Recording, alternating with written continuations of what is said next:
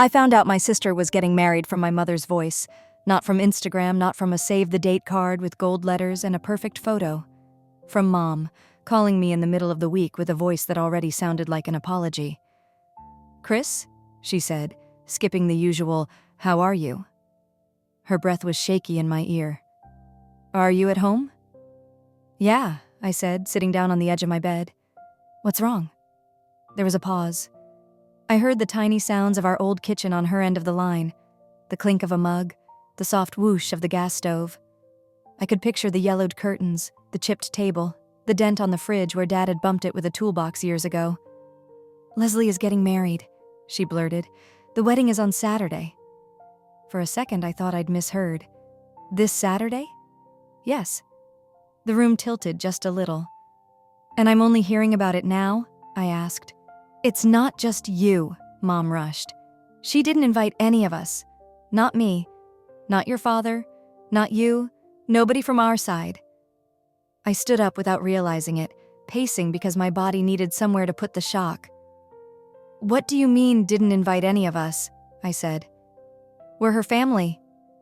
"She says it's a small wedding," Mom said, voice trembling. "Just his family, his colleagues, his friends. She says our presence would confuse the dynamic." I let out a short, ugly laugh. "Confuse the dynamic? What are we, pests that snuck into the walls?" "Christina," Mom said softly, "please don't." "How long have you known?" I cut in. "A few weeks," she admitted, so quietly I almost missed it. "A few weeks," I repeated. "You've known for weeks that your own daughter is getting married and none of us are invited, and you're only telling me now." "I wasn't supposed to tell you at all," Mom said. "She made me promise. She said if you found out you'd make a scene or show up out of stubbornness." That sounded exactly like Leslie. "So her plan," I said slowly, "was to get married and pretend we don't exist." "I'm not defending her," Mom murmured quickly. "I told her she's wrong. I told her shame on your own family curses a marriage. She cried, said I was trying to ruin her future. Your father walked out of the room. I don't recognize her when she talks like that." "How can she do this?" I whispered. "Who is this guy that he's worth throwing away her whole family for?" "His name is Daniel," Mom said. "Daniel Moore. They work in the same company. His family is very rich, Chris. Hotels, businesses. She keeps saying this wedding is her ticket out." "Out of what?" I snapped. "Out of the house where she grew up? Out of the parents who fed her? Out of the room we shared?" "She thinks if they see us," Mom whispered, "if they see where she comes from, they'll think less of her, less of the marriage. She's terrified they'll decide she's not worthy." "So she's okay pretending we're dead," I said. My chest hurt. On the other end of the line, I heard the kettle start to whistle. "She really said that?" I asked. "About us ruining the impression?" "Yes," Mom said. And she used that awful phrase again, about poor people. I slapped her hand, told her I didn't raise a child to talk that way about her own sister. She apologized to me. Mom's voice broke. "Not to you, of course." I closed my eyes. That's not the first time she said it. Mom went quiet. She knew exactly what I meant, because this didn't come from nowhere. Leslie hadn't woken up one day and decided she was too good for us. It had been building for years, like mold in the corners of a house you love. When we were little, Leslie and I were a team. We shared one narrow bed pushed up against the wall, our feet always ending up tangled. In summer, we'd shove the mattress under the open window and let the night breeze in, pretending the streetlight outside was a star we could wish on. Back then, rich meant the girl at school who had a lunchbox with a matching thermos, or the boy whose sneakers lit up when he walked. We were broke, but we didn't know the word for it yet. We just knew that sometimes dinner was pancakes because pancakes were cheap, and sometimes Mom took an extra cleaning job, and sometimes Dad came home so tired he fell asleep in his work boots. Leslie always wanted more. "I'm going to live in a house with stairs inside," she'd say, waving her Crayola at the imaginary mansion she was drawing. "And a room just for shoes." "How many shoes do you need?" I'd ask, coloring grass around her mansion. 10 pairs, she'd say. At least. You can only wear one at a time. She'd sigh, exasperated like I was hopeless. You don't get it. I didn't. Not then. The first time I saw shame flicker across her face, we were 9 and 11. Mom had taken us along to one of her cleaning jobs on a Saturday because Dad was working and she didn't want us home alone. The house belonged to one of her new clients. A lawyer, I think. It was big, with brick walls and tall windows and a yard that actually had grass instead of patchy dirt. Inside, everything gleamed. There were framed photos of their family on the walls. Beach vacations, ski trips, birthday parties with mountains of presents. In their kitchen, even the fruit looked richer somehow. Leslie walked around like she'd stepped into a TV show. She ran her fingers lightly along the marble counter, stared a little too long at a row of sparkling glasses. Don't touch anything, Mom warned, already kneeling down to scrub the oven. We are here to work, not to leave fingerprints. I sat cross-legged on the floor with a rag, wiping the baseboards, happy just to be somewhere that smelled like lemons and money. Then a girl walked in. She was about Leslie's age, with shiny hair and a headband that probably cost more than our whole basket of hair ties. She froze when she saw us. Her nose wrinkled just slightly. Mom? She called. Who are these people? Mom straightened up, cheeks flushed from scrubbing. I'm here to clean, sweetheart, she said gently. These are my daughters. They're just helping me a little today. The girl's eyes flicked from Mom's rubber gloves to Leslie's too big t-shirt and faded jeans. She's your mom? The girl asked Leslie directly, sounding surprised. Like the idea that we belonged in this house in any way except scrubbing it was ridiculous. Leslie's face went scarlet. She looked at Mom, then at the girl. Her mouth opened, but no sound came out. For a second, she just stood there, caught between two worlds. Then she dropped her eyes to the floor and mumbled, Yeah, so quietly I barely heard it. She didn't look at Mom again. On the way home, Leslie talked nonstop about the girl's room, the posters on her walls, the way her closet was bigger than our whole bedroom. Mom stared out the bus window, jaw clenched, her cleaning gloves still peeking out of her bag. That night, I found Mom sitting at the kitchen table, hands wrapped around a cold cup of tea. You okay?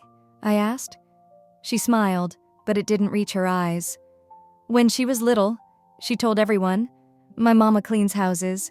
She makes dirty things shiny. She was so proud. Mom swallowed. Now she can't even say it without wanting to hide. I put my hand over hers. She patted it, but her eyes stayed on the table. It didn't stop there. In middle school, Leslie got into an advanced program at a school across town. Suddenly, her classmates had dads who were partners, not workers, and moms who did yoga instead of taking extra shifts. She started coming home with new words. Scholarship, brunch, alumni. She also started coming home with new irritations. Can you not hang the laundry in the front yard? She snapped one afternoon, dropping her new backpack on a chair. People from my school live in this neighborhood. They'll see. And what will they see? Mom asked, pegging a towel on the line. That we wash our clothes? They'll see we're... Leslie trailed off, biting back the last word. Poor. She didn't say it then. She didn't need to. By high school, she had rules. Don't pick me up in front of the gate, she told Dad. Drop me on the corner. Why? He asked, genuinely confused. Because your truck is loud, she said, and smells like oil. It's a truck, he answered. It's supposed to smell like work. She rolled her eyes and slammed the door. One time she came home with a flyer for a father-daughter event at school. They're having a dinner, she said, trying to sound casual. They said fathers can come meet the teachers and other parents. Dad's face lit up. I'll wear my good shirt, he said. The blue one. I'll take the afternoon off. Leslie froze. Actually, she said quickly, I already told them you work nights. It's fine. I'll just go help with setup. Dad's smile faltered. I can still... It's fine, she snapped. You'd hate it. It's all small talk and wine anyway. He didn't ask again. But that night, I heard him in the living room, practicing how to say, "Nice to meet you," in English, like he'd thought he might need it. The first time she brought a friend to our house, it was an accident. I came home early from my part-time job to find two girls in our room. Leslie had clearly tried to clean before they came, blankets folded, clothes shoved into the closet so fast the door barely closed, but the cracks in the walls and the crooked blinds were harder to hide. The friend looked around, eyebrows raised. "Oh," she said, "it's cozy." Leslie laughed too loudly. "We're renovating soon," she lied. "We're just between things." That night, after her friend left, I found her sitting on the edge of the bed, staring at the floor. "You don't have to lie," I said. "You don't understand," she muttered.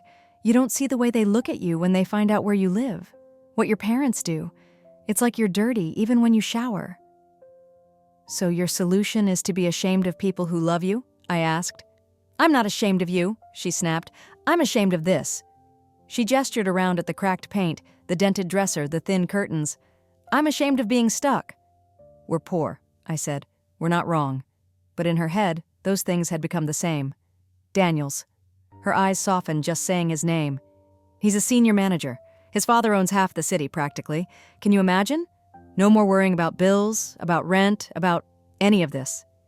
She gestured around the room, at the crooked wardrobe door, at the pile of laundry in the corner.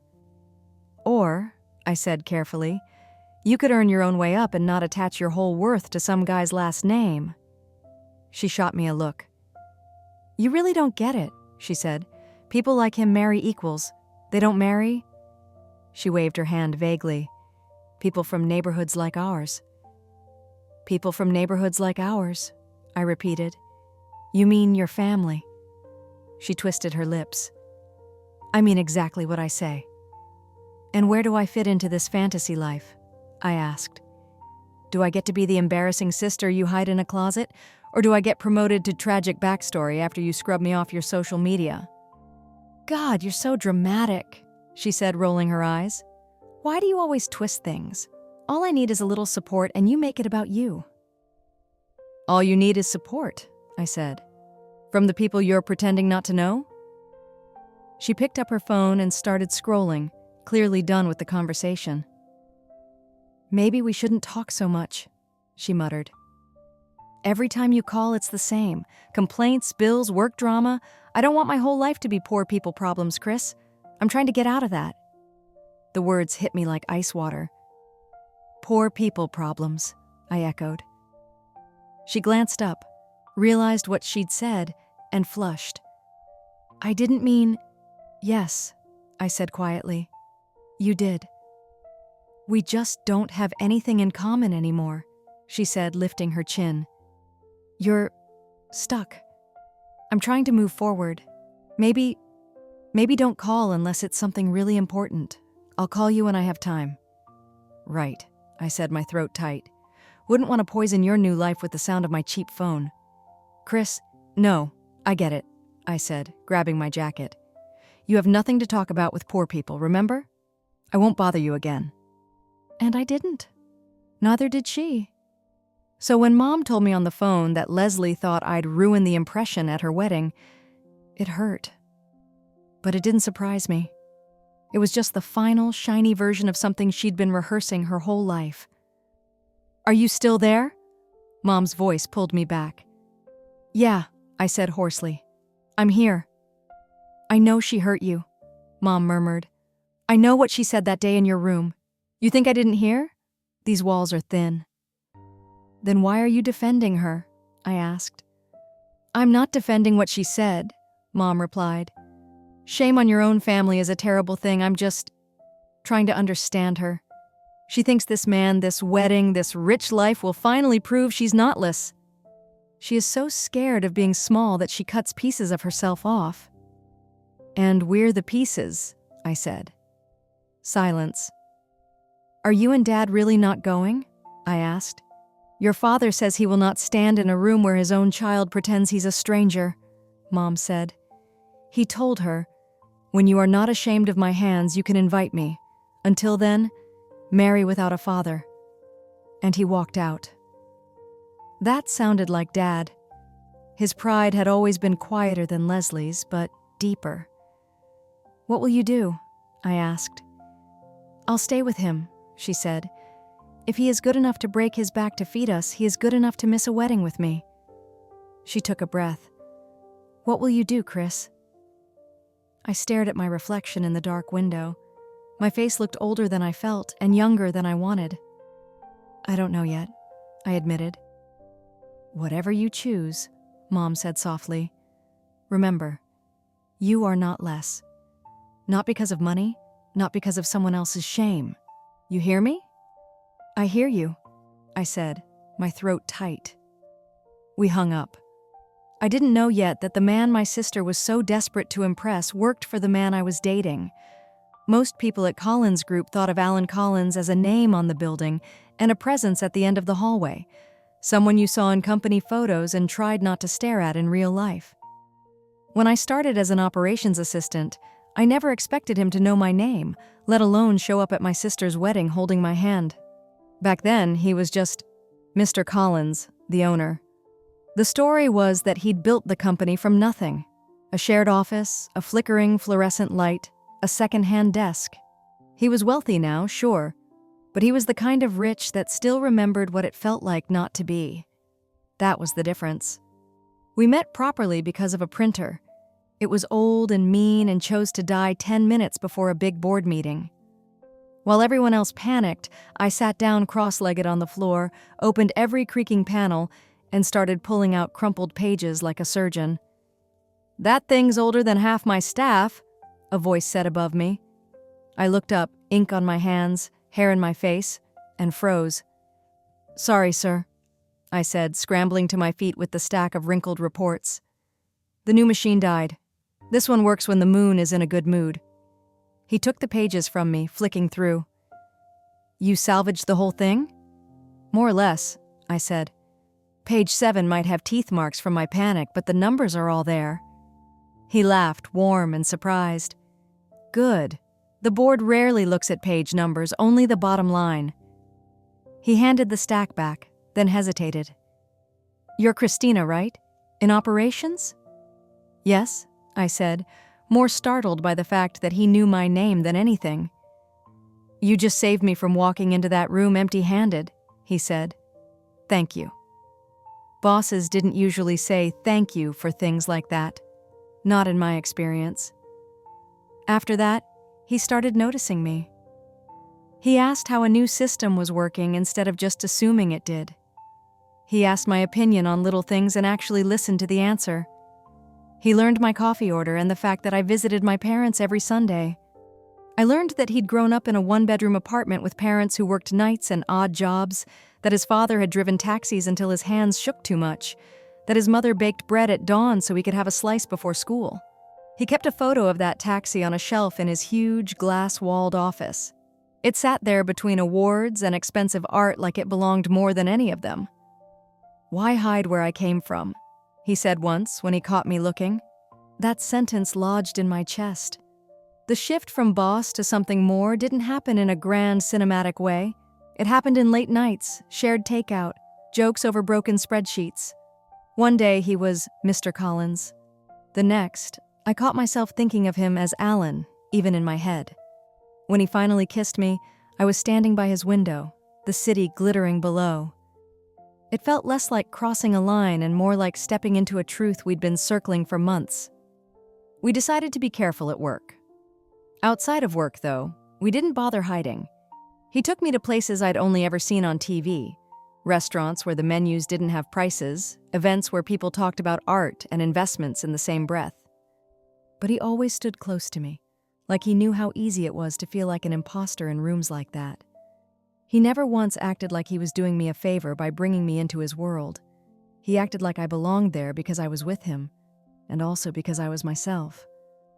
The emerald dress appeared one evening when he showed up at my place with a garment bag over his arm. "What's this?" I asked. "Open it," he said, looking suspiciously pleased with himself. The dress was like something out of another life. Deep green, smooth, made to move when I walked. The label made my stomach flip. "Alan," I breathed. This is too much. It's a thank you, he said, for everything you do here, for everything you are. He smiled.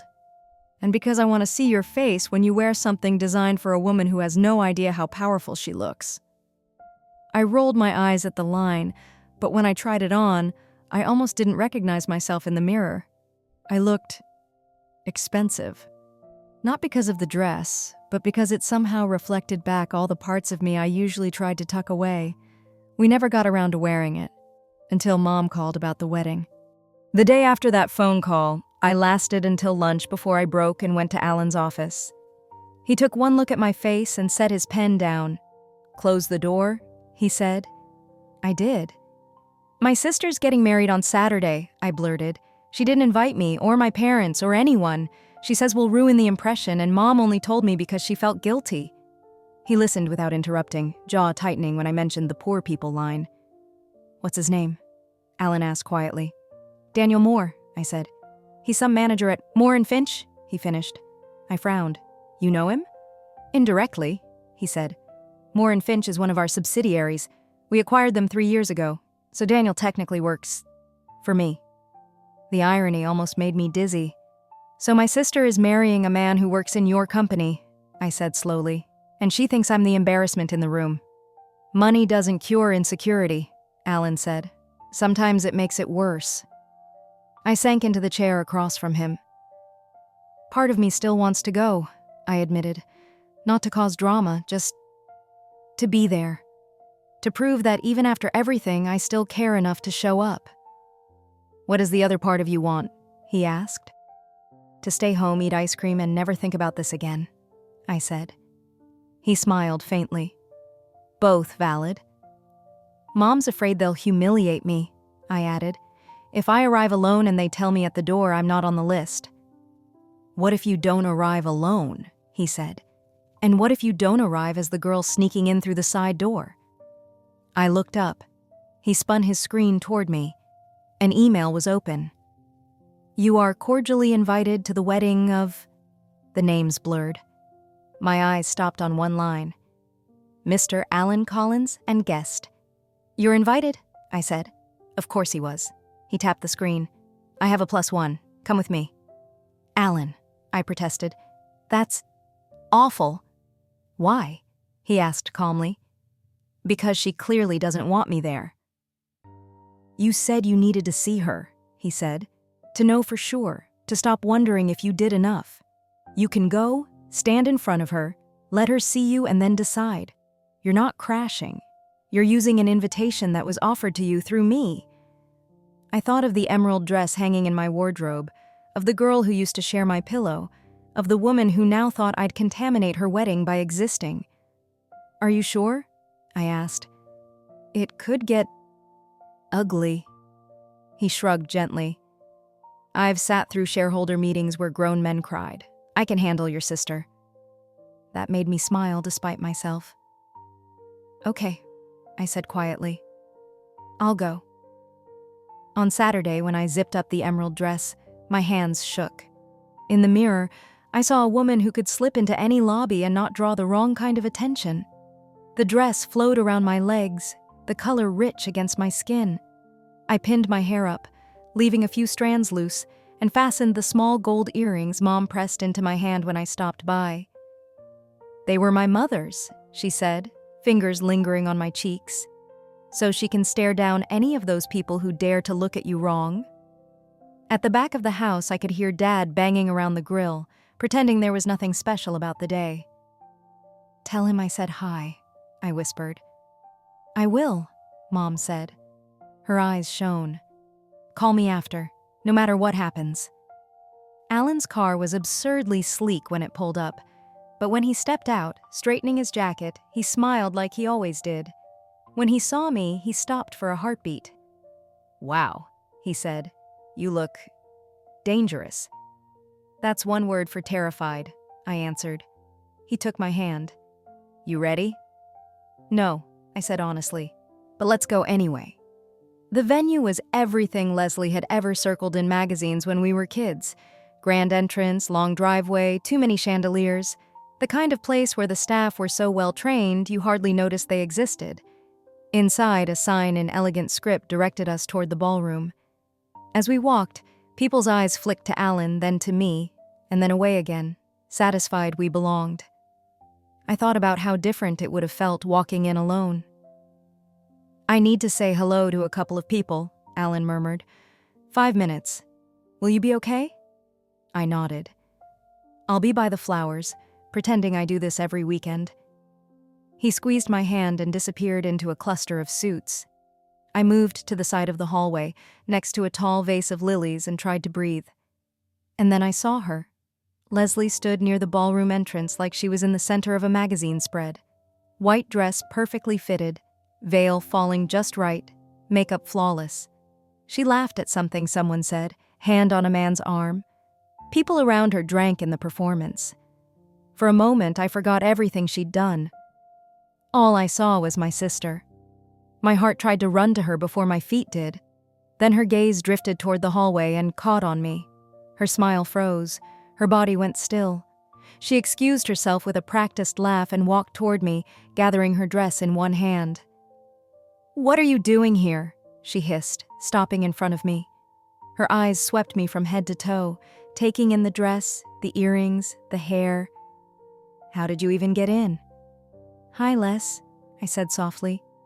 "You look beautiful." "That's not an answer," she snapped. "You weren't invited." "I came with my boyfriend," I said. "He's invited." She blinked. "Your boyfriend?" I nodded.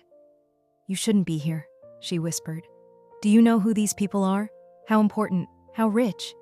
This is not our kind of place." "Maybe it's yours now," I said. "But I grew up in the same house." Her jaw clenched. "You don't fit. You say the wrong things. You make jokes. She swallowed. "You make me ashamed, Christina. In front of them. Do you not understand that?" All the air left my lungs. "I make you ashamed," I repeated quietly. "Your sister, who shared your bed and your clothes and your secrets. I'm the shame." "Please don't be dramatic," she muttered. "I have worked so hard for this, for them to see me as one of them. And then you just," she gestured at me helplessly, "appear." "I thought you might be happy," I said. "I thought you might see me and remember that you had a life before this. Parents, a sister. I thought maybe you'd want someone who loves you for you in the room when you say I do." Her eyes shimmered just for a second before hardening again. "You have no right to be here," she said. "No invitation, no place. Go home, Christina. Don't ruin this. Don't." "Christina has all the right to be here." Alan's voice cut through the hallway like calm thunder. We both turned. He walked up with the kind of easy authority that made people move out of his way without realizing it. There was nothing loud about him, but everything in him said, "I know exactly who I am." Leslie's face rearranged itself in an instant. Panic, recognition, calculation. "Mr. Collins," she said quickly, switching to her polite work voice. "I didn't know you'd arrived yet. Alan didn't raise his voice, but it sharpened. "Who doesn't have the right to be here?" he asked. She faltered, taken off guard. "I just meant that someone came in without an invitation," she said, glancing at me like a problem she needed to hide. "The list is very strict. Daniel's family is particular." I was about to ask her to leave. Alan's eyes cooled slightly. "Is that so?" "She's not on the list," Leslie insisted. "And this day is important. I can't let random people—" "She's not random," I said quietly. "I'm your sister." Leslie flinched like I'd slapped her. Alan held her gaze. "She is also my invited guest," he said. "My +1, my girlfriend. So as far as invitations go, she has the same right to this hallway as I do." Color surged under Leslie's makeup. "I didn't know," she said quickly. "Of course, if I had known she was with you." "If you had known she was attached to my name," Alan said evenly, "she would have been acceptable?" "That's not what I meant," Leslie protested, her voice rising. "This is all very stressful. Daniel's parents, they care about appearances and your own family doesn't fit the picture," I said quietly. She looked at me, torn between fury and something that looked a lot like fear. "You're trying to make me look bad," she whispered. "You came here to punish me." "I came here," I said, my voice shaking but steady, "to give you a chance, to see me and choose me, even in this hallway for 5 seconds, to say I'm glad you're here. That's all." She hesitated, eyes glossy, lips parted. For a moment, I thought she'd say it. Instead, she looked back toward the ballroom, toward the people waiting, toward the life she'd wrapped like a cloak around herself. "Please just go," she whispered. "Don't make this harder." Alan's hand found the small of my back. "In that case," he said calmly, "we won't take up any more of your time. Come on, love. We don't stay where we're not wanted." Love. It echoed between the three of us. He turned us around. My heels clicked against the floor. My heart hammered. "Wait," Leslie said. I stopped and looked over my shoulder. She stood alone in the hallway, bouquet trembling in her hands, veil spilling down her back. For the first time since I'd seen her, she looked like a girl again, vulnerable, frightened. "I didn't mean—" she started. "Yes, you did," I said gently. "You've been meaning it for years," she flinched. "If you'd told me about him, I would have—" "If you'd called," I said, "I would have." We stared at each other for one long heartbeat. Two little girls on a cracked sidewalk, grown into women with too much distance between them. "Congratulations, Leslie," I said softly. "I hope this is worth what you're giving up." Her eyes shone, but she said nothing. Alan led me away. By the time we reached the lobby, my vision blurred. I managed to keep my head up until the big glass doors, then stopped. "I'm sorry," I choked. "For what?" he asked. "For making you leave," I said. "For dragging you into family drama, for existing, apparently." "Hey," he said, turning me toward him. His hand was warm on my cheek. "You walked into that building with your head held high. You didn't scream, you didn't throw anything, you didn't sabotage her stupid flower arrangements. You gave her a chance she didn't deserve. That's not something you apologize for." Tears spilled over despite me. "I thought it would be a good surprise," I whispered, "for her, to see me, to know that even after everything she said, I still showed up. I thought she'd see me in this dress and think, that's my sister, not that's my shame." "She showed you who she is right now," he said softly. "Believe her. It doesn't mean she'll be like this forever. People crash into themselves eventually, but that's her journey. You can't keep standing in the doorway waiting." Outside, the air was cooler. The sky was starting to darken. My phone buzzed. "Mom." "Hey," I said, my voice raw. "Did you go?" she asked. I could hear the grill in the background, neighbors' voices, the clatter of plates. "Yeah," I said. "Alan came with me." "And?" she asked quietly. "She asked me to leave," I said. "He told her we wouldn't stay where we're not wanted." Mom exhaled slowly. "Good," she said. "Good for you." "I'm sorry," I whispered. "I tried." "I know you did," she said. "You went for yourself, not for her. Now you know. Now you don't have to sit by the phone for years waiting for a call that may never come." There was a pause. "Your father just flipped a steak," she added, voice soft. "He says, 'Tell her there's more love in this backyard than in any hall with chandeliers.'" A wet laugh escaped me. "Tell him I'll come eat some of that love tomorrow." "I will." She hesitated. "You okay, my girl?" "I will be," I said, glancing at Alan, who was pretending not to listen and absolutely listening. "I'm not less, remember?" "Damn right you're not," she said. "Come home tomorrow. We'll celebrate nothing, or everything." "Okay," I said. We hung up. I looked back at the hotel one last time. Through the glass, I thought I saw a flash of white near the entrance, a figure in a veil staring out into the dark. Maybe it was my imagination. Maybe it was her. Either way, I turned away. "Still up for terrible coffee and grilled cheese?" Alan asked. More than ever, I said. We got into the car. As we drove away, the hotel shrank in the rearview mirror, all glass and light and expensive illusions. I looked down at the emerald dress, the one I'd been so afraid to wear, the one I thought might make me unrecognizable. It didn't. I was still the girl from the small house with the yellowed curtains. I was also the woman who could walk into a grand ballroom, be told she didn't belong, and walk out on her own terms. Leslie could be ashamed of where we came from. I was done being ashamed of myself. Thanks for watching.